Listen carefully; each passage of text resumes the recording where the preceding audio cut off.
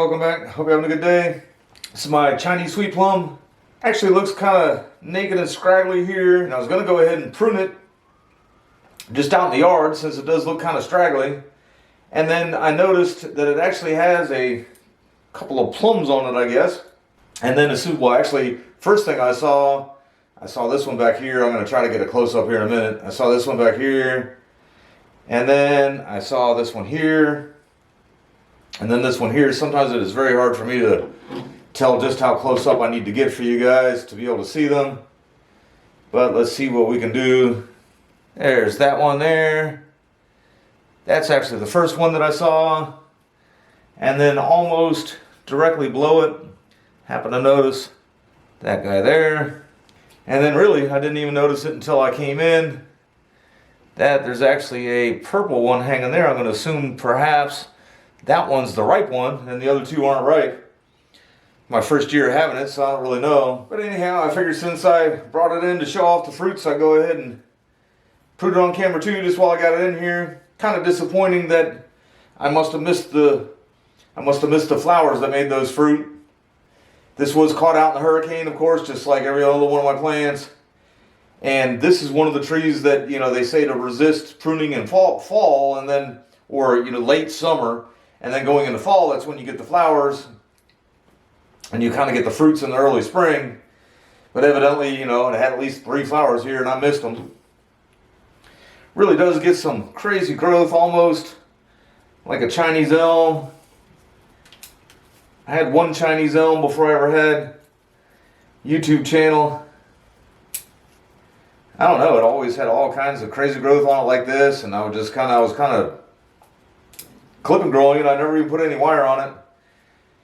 And then just one day, I just kind of noticed it just didn't really look all that happy, and every day I'd look at it and it'd get a little more unhappy.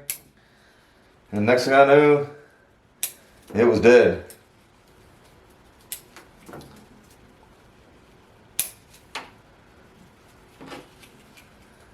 So far as I've tried to maintain this thing, I'm trying to get a bunch of secondary branches going, but I do notice it seems like I'll get in and I'll get the straight up growth, the straight down growth, the crossing growth, and then by the time I'm all done with that, there's not much left to it.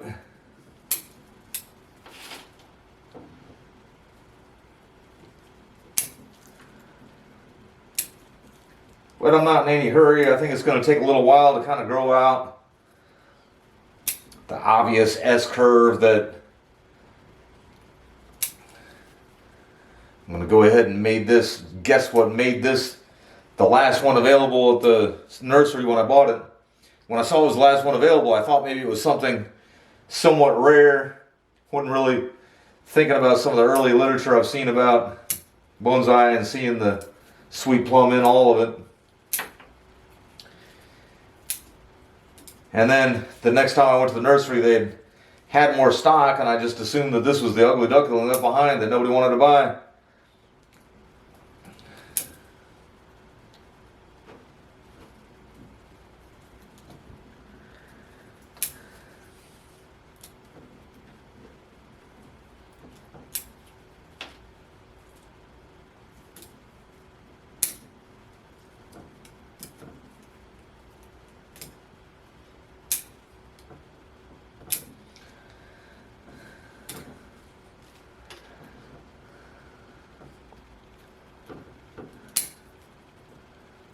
Alright, I think that's about all I'm going to do for today.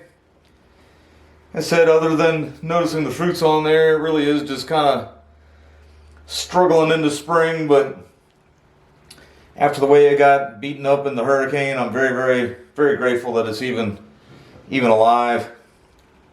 And even though this has the kind of extra hideous S-curve to it, I do like the way the trunk looks. It's got pretty much almost what appears to be a dead vein going all the way up, and then it actually does have, you can see where this at one point had a bigger trunk going that way. That was already, died and or chopped off when I got it. But I hope I can keep it alive long enough to kind of outgrow that. I think I've had it around 1.5 years. I know earlier I said I've had it about a year. This is the first winter I've actually had it. I think I got it towards the end of, not this past winter, but the one before.